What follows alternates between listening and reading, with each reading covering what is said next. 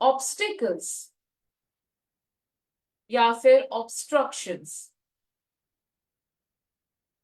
यहाँ पे हम किस तरीके के ऑब्स्टिकल्स की बात कर रहे हैं? कभी कभी आपने देखा होगा लोगों के मेन गेट के सामने या उनके घर के मेन जो भी वॉल है उसके सामने आपने कभी नोटिस किया है कि एक बड़ा पेड़ है, या फिर आपने कभी देखा है वहां पे इलेक्ट्रिक पोल आ जाए। कुछ घरों में हमने ये भी देखा है कि घर के सामने ट्रांसफार्मर भी प्लेस किए रहते हैं, या फिर किसी तरीके से एक जंक्शन आ जाए, या फिर कोई बड़ी व्हीकल खड़ी हो, हैवी व्हीकल्स आ जाए घर के मेन गेट के सामने, तो क्या होता है?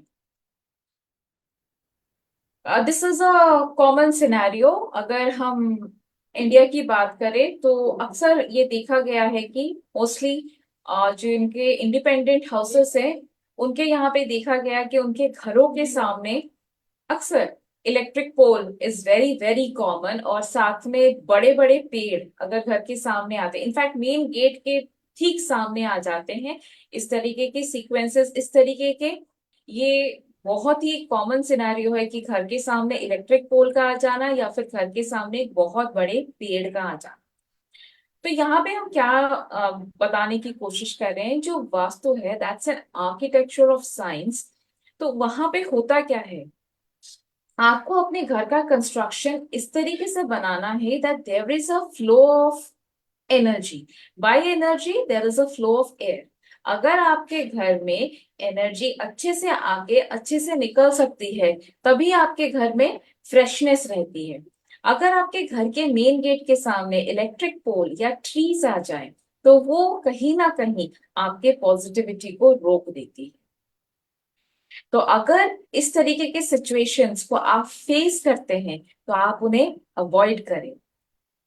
आप उन्हें अवॉइड करें। अगर आप अवॉइड नहीं कर सकते, आपका घर ऑलरेडी बना हुआ है, सो इट्स अ रिक्वेस्ट कि आप अपना जो मेन गेट है, आप मेन गेट के प्लेसमेंट्स को आप चेंज कर सकते हैं। रेमेडीज डू एग्जिस्ट, बट यहाँ पे हम कॉमन मिस्टेक्स की बात कर रहे हैं, तो मैं मिस्टेक्स पे ही ज्यादा एम्फोसिस करूंगी। Remedies do exist. या तो आप अपना मेन गेट को अभी के लिए शिफ्ट कर दे, या फिर आप नेसेसरी रेमेडीज करके अपने एनर्जीज को पॉजिटिव बनाएं। जो नेगेटिविटी इलेक्ट्रिक पोल और ट्रीज के रखने से आपके घर के अंदर आ रही है, उस चीजों को आप अवॉइड करें। ठीक है।